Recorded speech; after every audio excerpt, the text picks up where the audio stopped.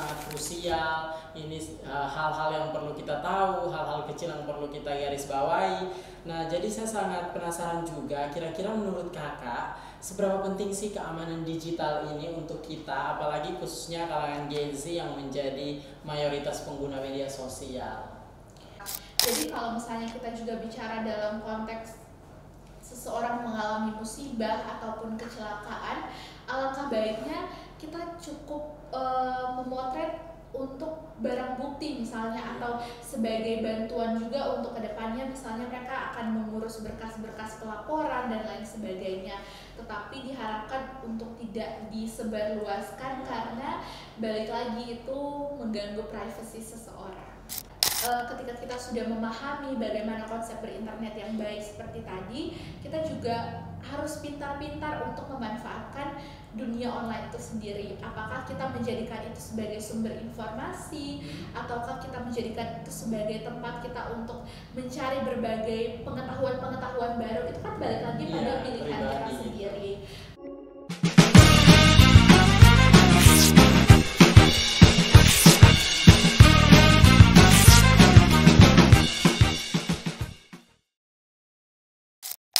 Halo teman Kobus, selamat datang di Kobus Podcast, komunikasi buka suara, dari sini kamu buka suara.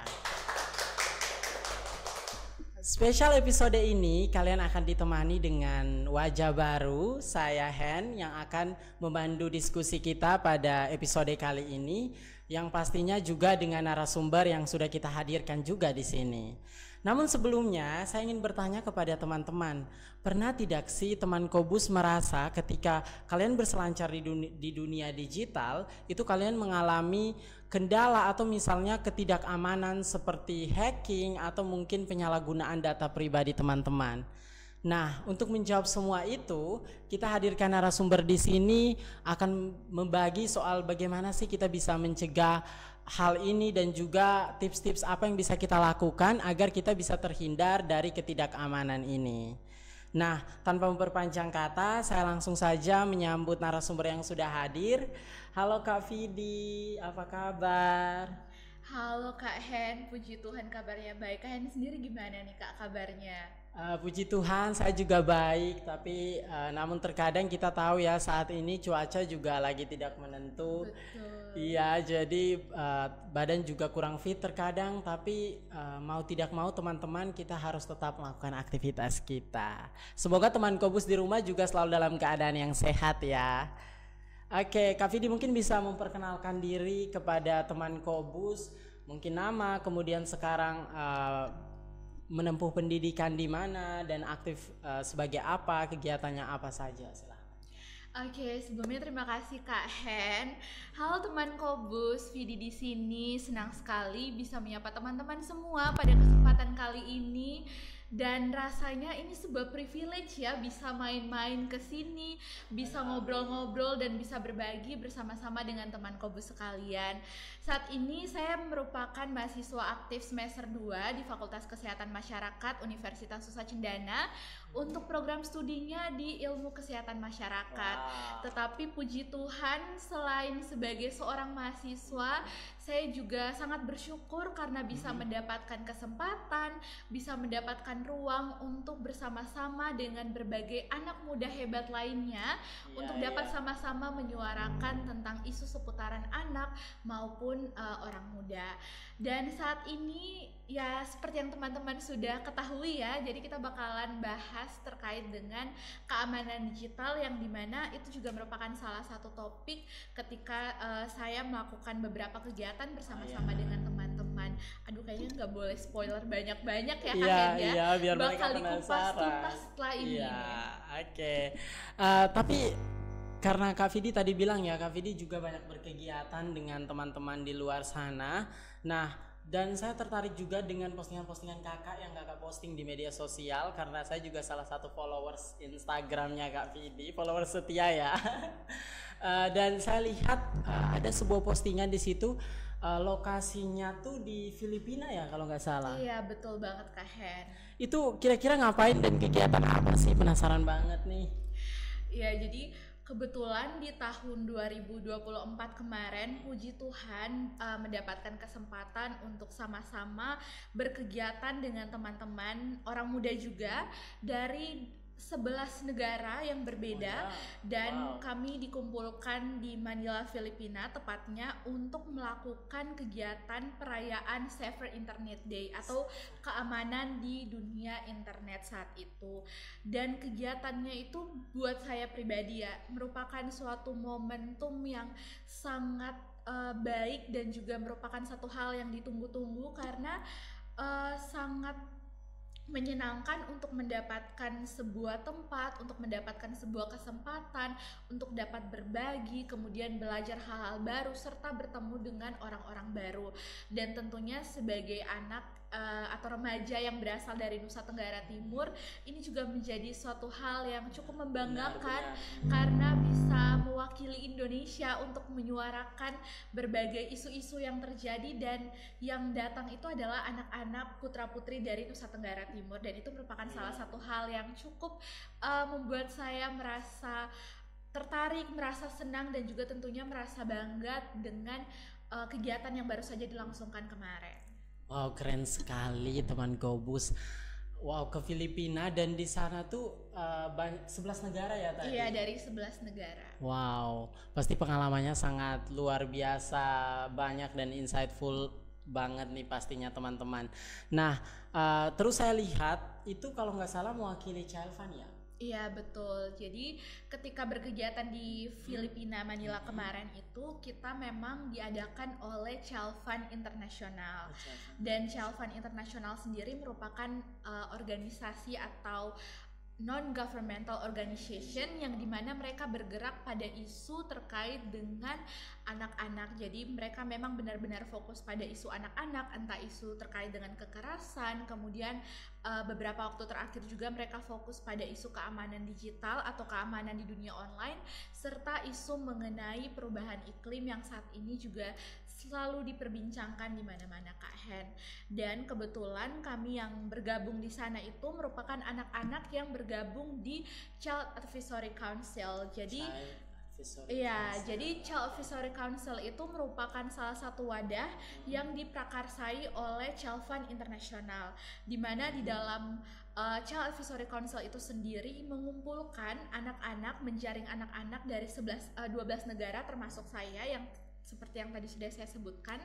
Dan di situ kami mendiskusikan, kami berbagi, kemudian kami benar-benar belajar banyak hal. Dan juga yang salah satu poin menariknya adalah kami bukan hanya dilibatkan untuk didengarkan suaranya terkait dengan keamanan di dunia digital, tetapi kami juga diberikan ruang dan kesempatan untuk dapat berbagi dan melibatkan teman-teman muda lainnya untuk dapat berkontribusi secara langsung dalam menyikapi isu terkait dengan keamanan digital ini.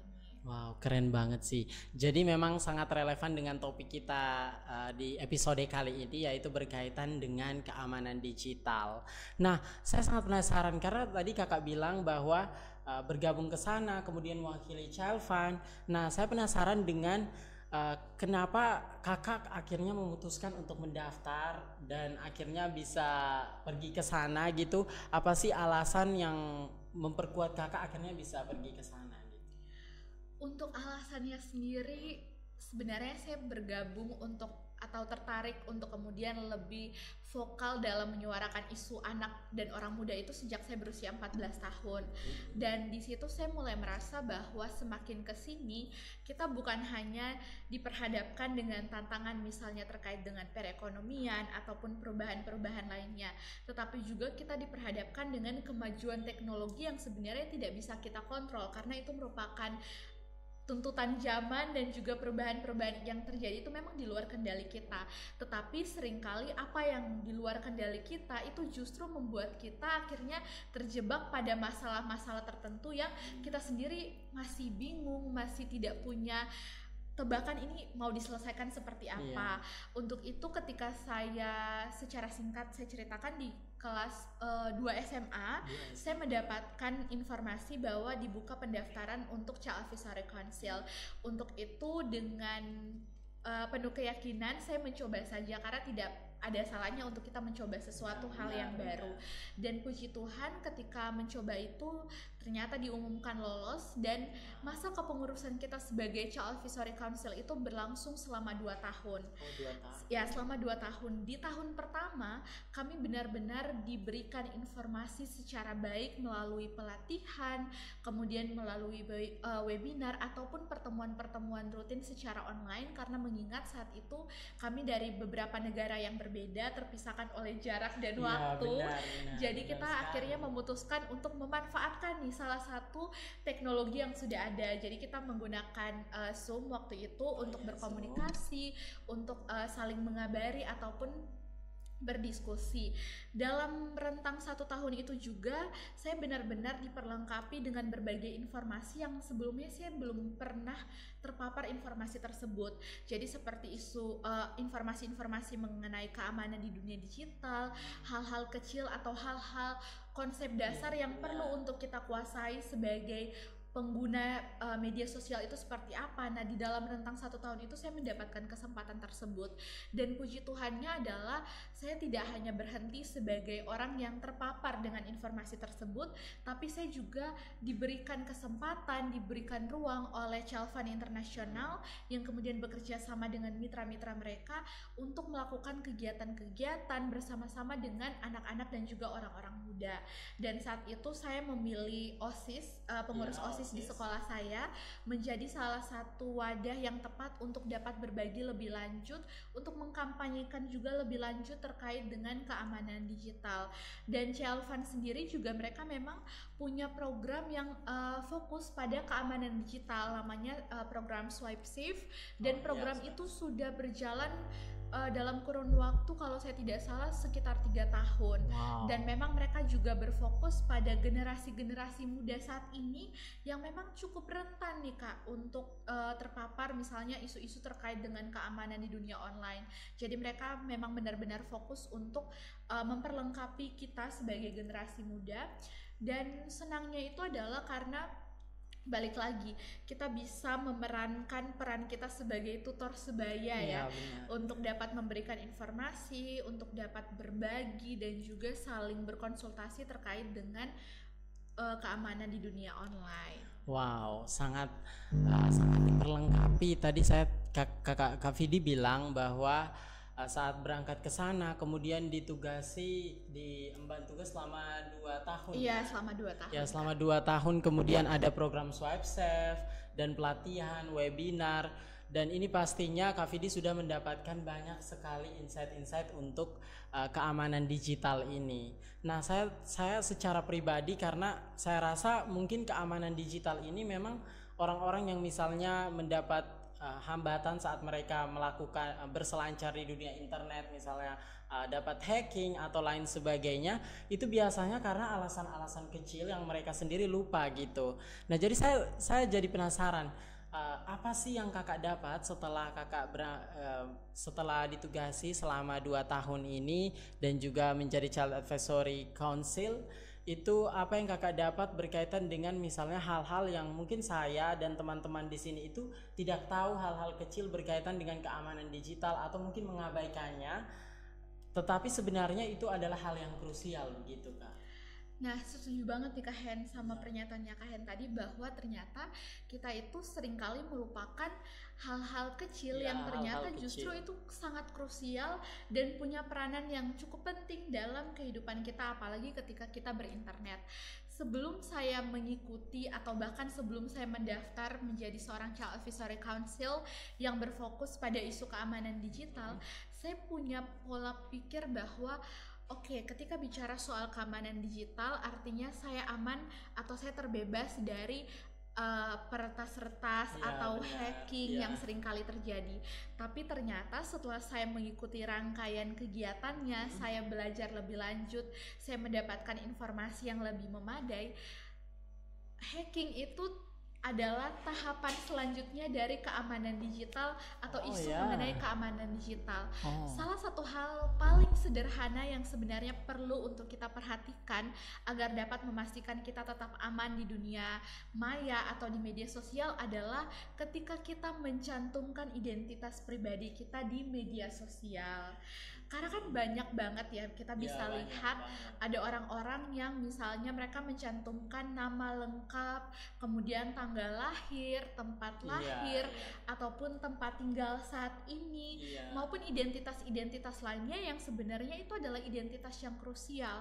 Atau bisa juga ada orang tua yang mempublikasikan identitas ataupun data-data milik anak-anak mereka yang saat itu masih berusia atau masih di bawah umur misalnya. Nah ternyata kita seringkali menganggap bahwa oh itu adalah hal yang biasa, saya sudah sering melakukan hal tersebut, padahal sebenarnya itu merupakan salah satu komponen yang cukup beresiko kalau misalnya kita mengunggah itu di media sosial.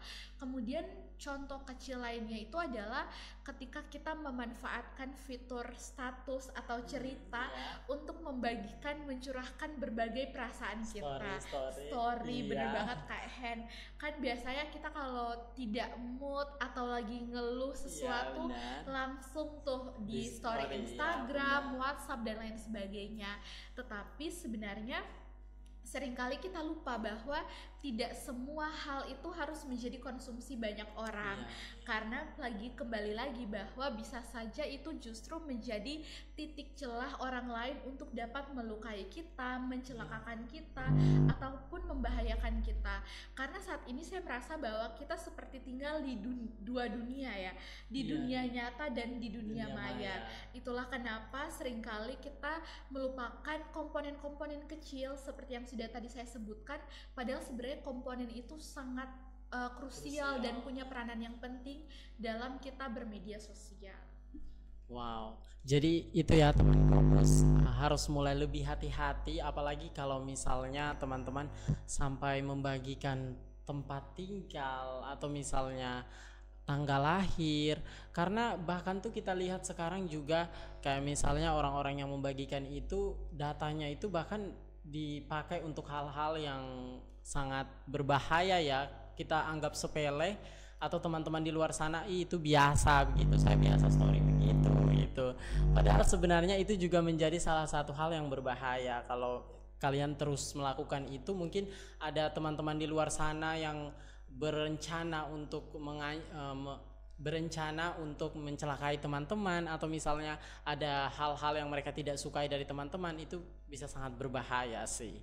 Oke, setelah kita berbincang-bincang soal keamanan digital di awal-awal tadi, Kak Vidi banyak mention bahwa ini sangat penting gitu, ini sangat krusial, ini hal-hal yang perlu kita tahu, hal-hal kecil yang perlu kita garis bawahi.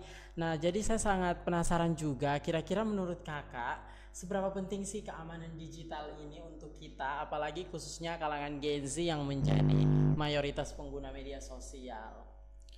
Tentunya sangat penting dan ini menjadi salah satu isu yang menurut saya cukup urgent ya untuk menjadi perhatian banyak orang, khususnya anak muda ataupun para orang tua.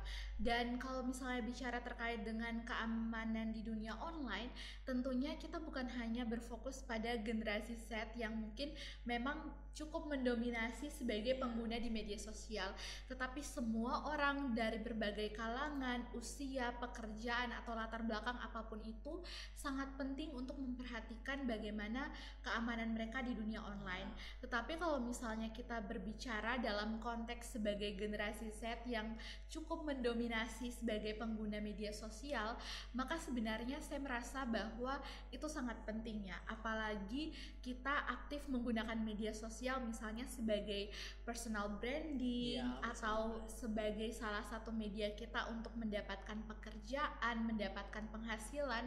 Tentunya sangat penting untuk kita memastikan bahwa kita tetap dapat beraktivitas, kita tetap dapat berkarya, kita tetap dapat menyebarkan berbagai informasi di media sosial yang tentunya positif.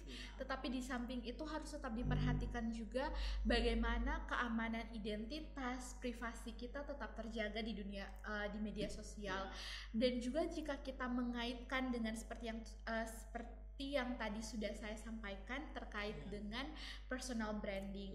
Nah, seringkali yang perlu kita ingat dan yang perlu kita pahami itu adalah media sosial itu bersifat permanen. Artinya apapun yang kita unggah hari ini ataupun kemarin ataupun 2 tahun yang lalu, dia akan tetap tersimpan di media sosial dan tidak akan pernah terhapus. Sekalipun kita sudah menghapusnya dari cerita kita misalnya atau dari postingan kita, tetapi dia akan tetap bertahan di sana.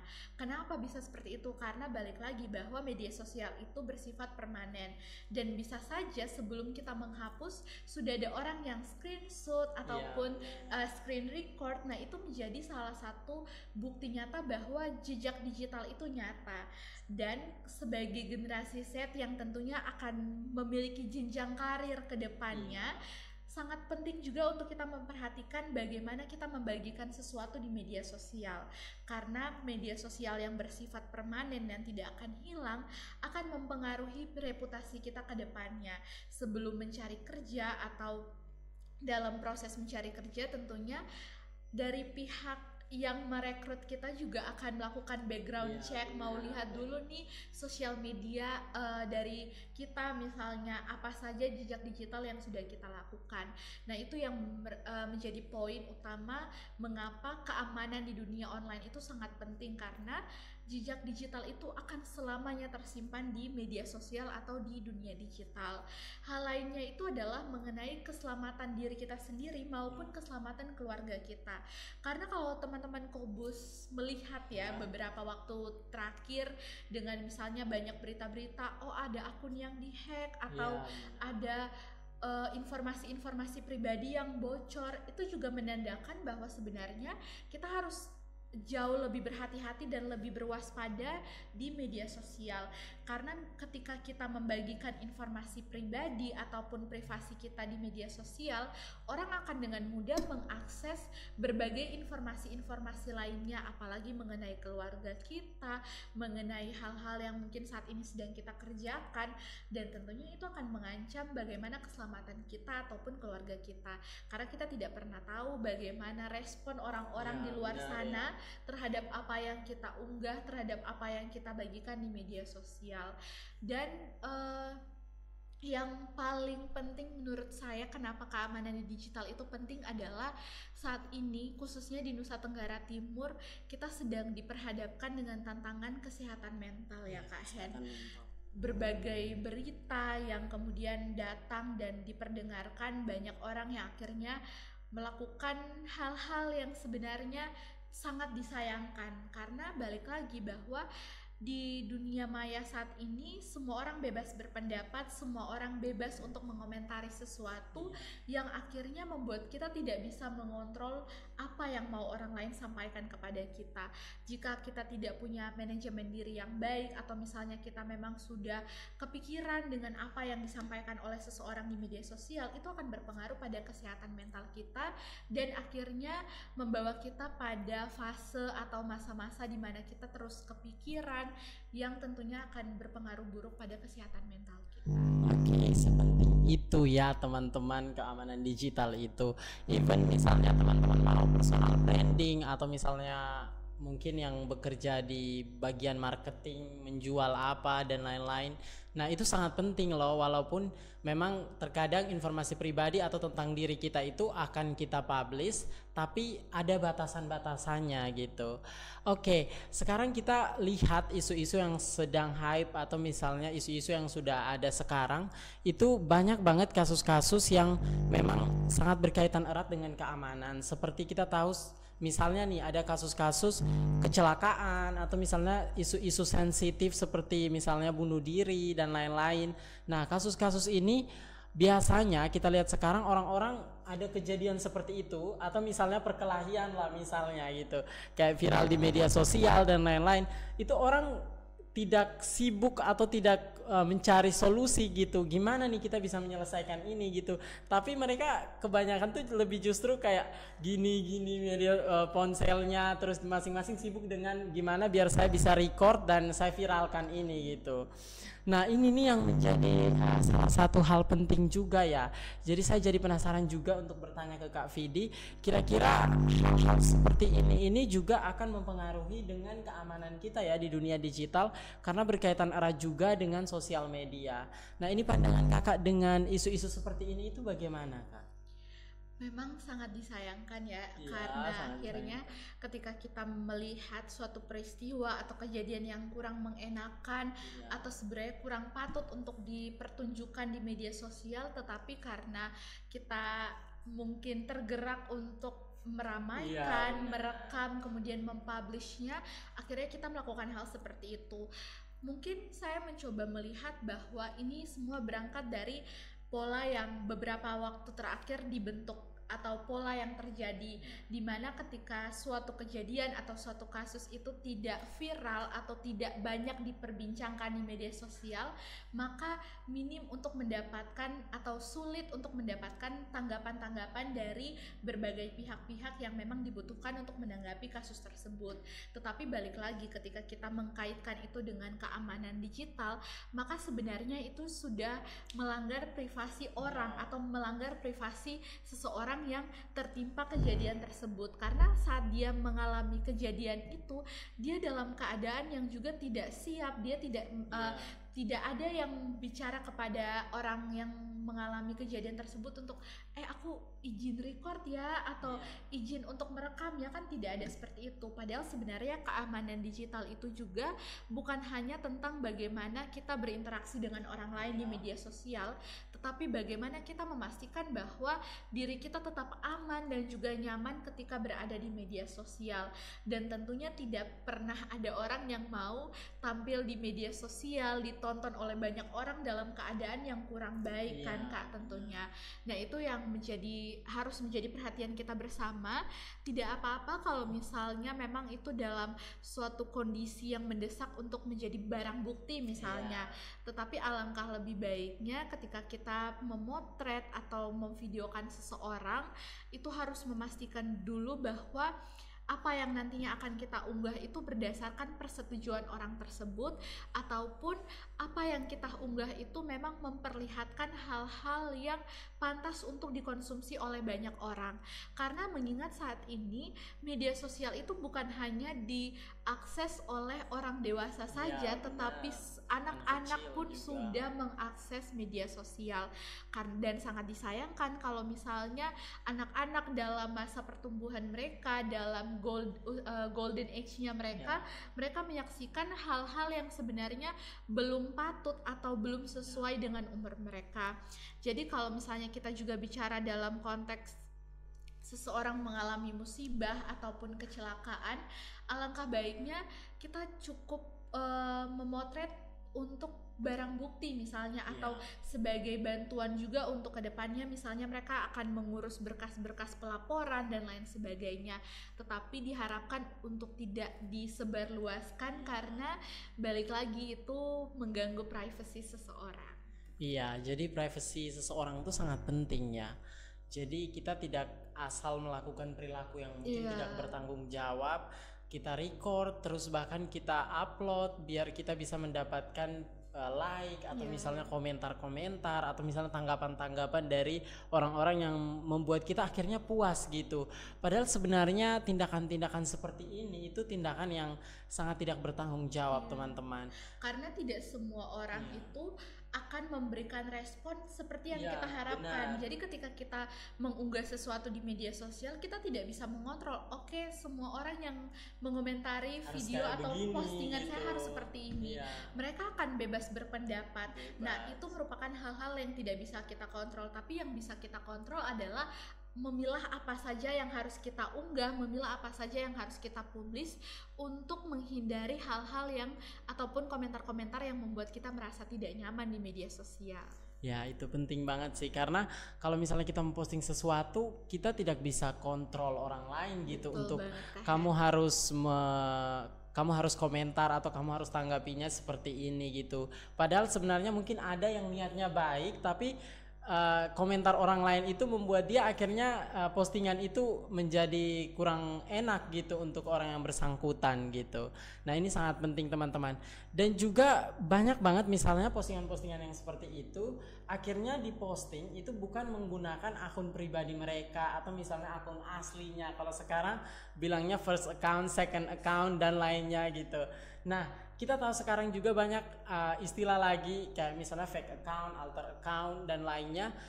itu mereka memposting hal-hal yang sebenarnya itu isu sensitif, tapi mereka tuh tidak mau kalau pribadi mereka atau misalnya data pribadi mereka diketahui orang. Sebaliknya mereka mau data pribadi orang lain untuk disebarluaskan gitu. Ini perilaku yang agak sedikit membingungkan ya. Jadi kalau menurut Kak Vidi sebagai salah seorang yang juga memahami soal keamanan digital itu seperti apa? Memang cukup meresahkan ya kalau misalnya mengomentari seseorang dengan bukan menggunakan akun asli, kemudian memberikan komentar-komentar yang tidak mengenakan, atau mirisnya itu sekarang banyak akun-akun fake yang akhirnya menyebarluaskan informasi atau data pribadi seseorang. Sebenarnya penggunaan second account ataupun first account itu balik lagi kepada pribadi kita, karena keputusan kita lah yang akan menentukan bagaimana kita dapat berinteraksi atau bagaimana kita berada di media sosial. Ketika bicara soal second account, ada sebagian besar orang yang mungkin memanfaatkan second account mereka itu sebagai tempat untuk menyimpan memori. Misalnya kayak foto-foto ataupun video-video atau apapun itu yang mereka ambil di sekitaran mereka untuk mereka publish di second account mereka. Tetapi ada juga orang-orang yang seperti yang tadi Kak Hen bilang, mereka akhirnya memanfaatkan second account itu sebagai media untuk mendoxing orang lain atau menyakiti orang lain di media sosial. Jadi jika kita meninjau dari penggunaan second account itu sebenarnya kembali kepada untuk apa penggunaan second account tersebut dan dengan siapa kita berinteraksi.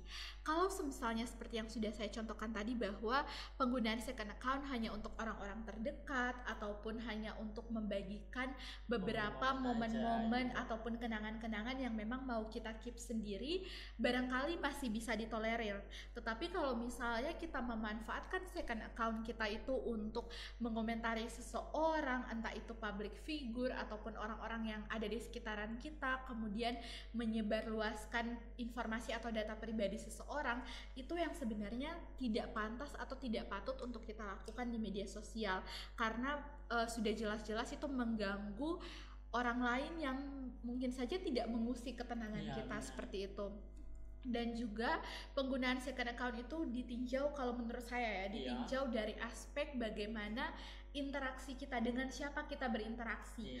Apakah di second account itu kita memang memastikan bahwa orang-orang yang berinteraksi dengan kita adalah orang-orang yang kita kenal juga, ataukah kita justru memanfaatkan second account kita untuk berinteraksi dengan orang-orang yang tidak kita kenali, yang saat itu juga mereka tidak menggunakan identitas asli. Itu tentunya menjadi salah satu hal yang akhirnya memunculkan permasalahan baru. Bisa dibayangkan kalau kita sudah menggunakan second account, kita tidak menggunakan identitas asli kita, kemudian bertemu dengan orang yang juga tidak menggunakan identitas asli mereka. Dan ketika biasanya itu seringkali terjadi perkelahian ataupun perdebatan-perdebatan secara di media sosial yang akhirnya mendatangkan masalah-masalah baru. Jadi sebenarnya penggunaan second account itu tergantung pada mau digunakan untuk apa dan dengan siapa kita berinteraksi. Tetapi sejujurnya kalau menurut pendapat saya, berdasarkan obrolan yang tadi sudah terbangun ya bersama dengan Kak Hen, bahwa second account itu bagi saya tidak terlalu direkomendasikan. Kenapa? Karena balik lagi bahwa media sosial itu tidak benar-benar bisa kita percayai. Bersifat anonim. Bisa saja orang yang menggunakan nama atau akun teman kita bukan benar-benar teman kita, bisa saja orang lain yang saat itu sedang mengoperasikan, dan tentunya mau itu first account ataupun itu second account tetap memiliki potensi dan juga celah untuk dihack oleh orang lain. Jadi sebaiknya ketika kita mau membuat second account, kita harus memastikan dulu untuk apa penggunaan dari second account itu sendiri, dan kita juga harus tetap memastikan bahwa kita tidak terlalu oversharing atau tidak terlalu membagikan banyak hal yang berkaitan dengan privasi kita di media sosial, sekalipun itu adalah second account kita. Karena balik lagi bahwa media sosial itu tidak sepenuhnya aman, karena memang berpotensi untuk ada hacking dan lain sebagainya. Iya teman-teman, ingat juga kalau sosial media itu juga dibuat oleh manusia, algoritma juga diciptakan oleh manusia. Jadi even kita merasa ini sudah sangat privasi atau misalnya enskripsi end to end lah gitu, tetap itu hal yang misalnya teman-teman di pihak kepolisian saja mungkin kalau misalnya kita ada masalah terkait sosial media itu bisa dilihat juga tetap ada meskipun teman-teman private akunnya seperti apa gitu. Jadi harus tetap berhati-hati. Nah, jadi menurut Kak Vidi sebagai Child Advisory Council kira-kira apa sih yang harus kita lakukan gitu misalnya kita menghadapi orang-orang yang seperti itu agar kita sebagai misalnya audiens atau misalnya seorang yang berselancar di dunia digital atau media sosial itu kita tetap aman gitu. Untuk menghadapi seperti itu memang harus kembali pada diri kita sendiri. Ya. Bagaimana kita dapat mengelola keputusan-keputusan yang nantinya akan kita ambil di media sosial. Yang saya pelajari selama mengemban tugas dan tanggung jawab sebagai seorang Child Advisory Council, kemudian melalui berbagai pelatihan ataupun kegiatan-kegiatan, salah satu hal penting yang perlu kita lakukan tetapi seringkali kita enggan untuk melakukannya adalah memilah siapa saja orang yang mengikuti kita di media sosial. Karena seringkali kita lebih berfokus pada berapa jumlah followers gitu. Kita, tetapi kita tidak mempertimbangkan apakah orang-orang yang mengikuti saya ini memang benar-benar orang yang saya kenali ataukah ada orang-orang yang bersembunyi di balik identitas teman-teman atau orang-orang yang saya kenali. Karena biasanya seperti itu juga menjadi salah satu potensi atau menjadi celah untuk yang akhirnya membahayakan keselamatan kita ataupun privasi kita di media sosial. Kemudian tahapan selanjutnya atau yang bisa kita lakukan itu adalah kita memahami konsep dasar berinternet. Secara sederhana konsep dasar internet yang saya pelajari atau yang saya ketahui itu adalah kita harus punya pemahaman bahwa ketika kita menggunakan media sosial, anggaplah kita sedang berinteraksi dengan orang di dunia nyata. Jadi sebagaimana kita menghargai orang di dunia nyata, demikian pula kita menghargai orang lain di media sosial. Karena itu menjadi salah satu indikator yang cukup penting untuk mengingatkan kita bahwa media sosial itu bersifat publik. Karena bersifat publik, semua orang bisa mengkonsumsi apa yang kita unggah, bisa berinteraksi dengan kita secara bebas tanpa bisa kita kontrol. Tetapi yang bisa kita kontrol adalah tindakan kita terhadap orang-orang yang mau berinteraksi dengan kita di media sosial. Kemudian poin lainnya itu adalah selain kita menghargai seseorang di media sosial, karena media sosial itu bersifat publik, kita juga harus mengingat bahwa melalui media sosial itu karena dia bersifat publik, kita akan bertemu dengan banyak orang. Kita akan bertemu dengan atau berteman dengan berbagai orang dari berbagai wilayah, bahkan bukan hanya di Indonesia, tetapi kita bisa berkomunikasi dengan orang-orang di berbagai belahan negara yang lain. Tetapi perlu kita ingat bahwa tidak semua orang yang kita ketemu di dunia online itu adalah orang yang sama seperti apa yang mereka perkenalkan kepada kita. Bisa saja itu bersifat anonim atau kita sebenarnya tidak pernah tahu siapa di balik akun tersebut.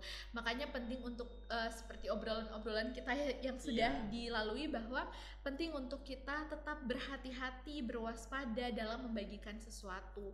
Selain itu juga ketika kita sudah memahami bagaimana konsep berinternet yang baik seperti tadi, kita juga harus pintar-pintar untuk memanfaatkan dunia online itu sendiri. Apakah kita menjadikan itu sebagai sumber informasi, ataukah kita menjadikan itu sebagai tempat kita untuk mencari berbagai pengetahuan-pengetahuan baru. Itu kan balik lagi pada pilihan kita sendiri. Karena saya tidak akan pernah bosan-bosan ya bicara untuk kita tidak bisa mengontrol orang-orang di luar sana, bagaimana reaksi mereka terhadap apa yang kita unggah di media sosial, tetapi kita bisa mengontrol apa yang bisa kita lakukan untuk menjaga diri kita agar tetap aman dan nyaman di media sosial. Oke, jadi kalau mau dipersingkat atau mau diambil kesimpulan dari yang Kak Vidi dikatakan, teman-teman kalau mau terhindar dari hal-hal seperti itu, tadi saya sangat tertarik dengan kata-kata hargailah orang lain atau misalnya akun-akun lain layaknya kalian di dunia nyata gitu. Keren banget sih. Jadi kalau teman-teman mau tetap aman berselancar di dunia internet, di dunia digital, kalian harus tetap memastikan bahwa kalian menghargai orang lain layaknya seperti di dunia nyata, sehingga orang lain juga bisa merasa oh orang ini layak juga nih untuk saya misalnya bersikap lebih hati-hati gitu. Kemudian kita tidak bisa mengontrol orang lain gitu. Jadi sampai kapanpun misalnya oh sepertinya dia harus hapus komentar begini, saya tidak terima, atau misalnya saya tidak ini, balik lagi kita tetap tidak bisa mengontrol dia gitu. Itu jarinya, itu handphonenya gitu. Jadi balik lagi ke diri sendiri, tentukan pilihan yang tepat bagaimana menggunakan media sosial dengan baik. Tak terasa waktu kita sudah mungkin ya ini sudah sejam lebih ya dari kita mulai. Sebenarnya masih mau ngobrol banyak lagi dengan Kak Vidi, coba bisa dikali 2 tapi tidak bisa ya karena memang ini kebutuhan produksi. Jadi saya untuk mengakhiri perbincangan kita kali ini, mungkin saya mau Kak Vidi menyampaikan kepada teman Qobuz mungkin sepatah 2 kata atau beberapa kalimat gitu. Kira-kira apa sih yang harus teman-teman Qobuz lakukan, atau misalnya apa yang harus teman-teman Qobuz buat untuk terhindar dari ketidakamanan digital? Wah, sudah tidak terasa ya Sangat obrolan tidak ini terasa. sudah mau segera berakhir. Jadi kalau dari saya sendiri, saya mencoba untuk mengutip salah satu penyanyi yang menuliskan dalam potongan lirik lagunya. Teman-teman mungkin tahu Baskara Putra. Baskara Putra dia dalam salah satu lirik lagunya itu menyebutkan bahwa jalan hidupmu hanya milikmu sendiri. Artinya bahwa segala bentuk keputusan, entah itu di dunia nyata ataupun di dunia online, hanya milik kita sendiri. Kita tidak pernah bisa memberikan keputusan kita kepada orang lain, karena yang dapat melakukan, yang dapat memutuskan sesuatu hanya diri kita sendiri.